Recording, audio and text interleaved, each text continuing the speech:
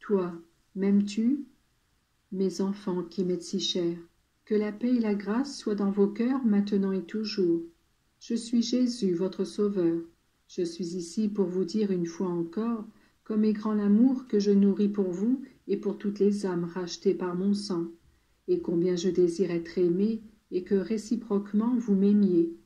Il y a dans le monde de nombreuses personnes qui accomplissent de grandes œuvres.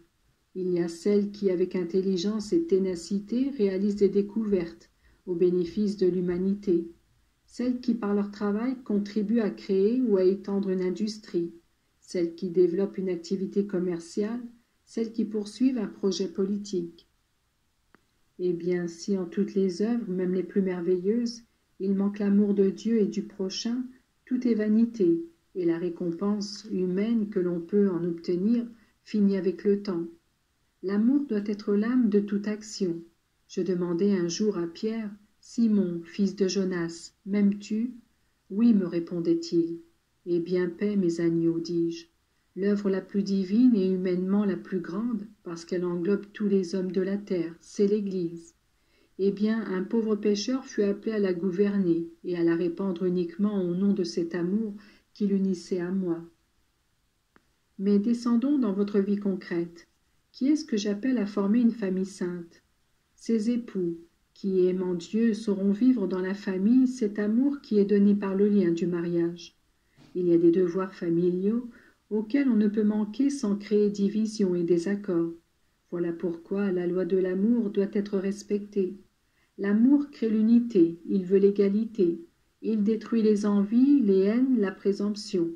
Celui qui aime comprend tout le monde et sait régler toute dissension. C'est une tâche spécifique des mamans, à laquelle doit correspondre la bonne volonté de tous. L'amour enseigne à se comprendre et à se sacrifier pour rendre les autres heureux. Que de familles, à cause de la discorde qui règne en leur sein, s'acheminent vers la ruine morale et matérielle. Le bien-être procède de ce commun accord, grâce auquel on travaille tous avec zèle et vise au bien d'autrui avec générosité. Que de mamans sont incapables de créer l'harmonie, parce qu'elles montrent leur préférence pour certains de leurs enfants, alors que chacun d'eux devrait être considéré comme un doigt de sa main.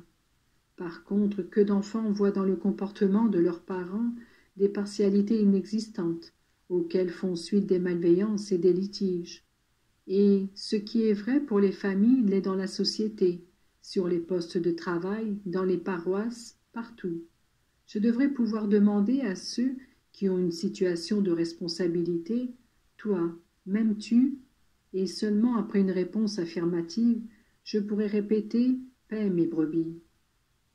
Fût-il toujours vrai que chacun à qui sont confiées des personnes ou des familles prit comme engagement personnel d'aimer Dieu, afin de pouvoir se prodiguer pour ses frères.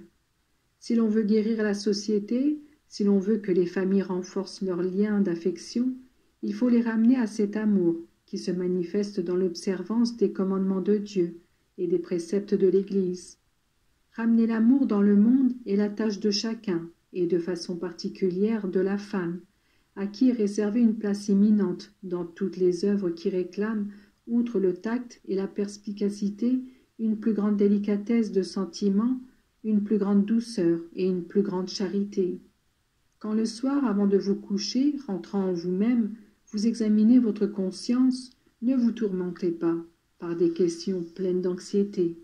Essayez de voir comment vous pouvez répondre à ma demande. Toi, m'aimes-tu ? Si l'amour de Dieu a été vrai, certainement vous aurez donné à tout le monde un sentiment de confiance et de paix. Vous aurez cherché à unir les cœurs et vous aurez contribué à former cette unique bercaille sous la conduite d'un seul pasteur, qui fut la passion de ma vie mortelle et mon invitation aux hommes de tous les temps. Je vous bénis. Remplissez votre cœur de tout bien spirituel que vous porterez partout par la parole, l'exemple et l'amour.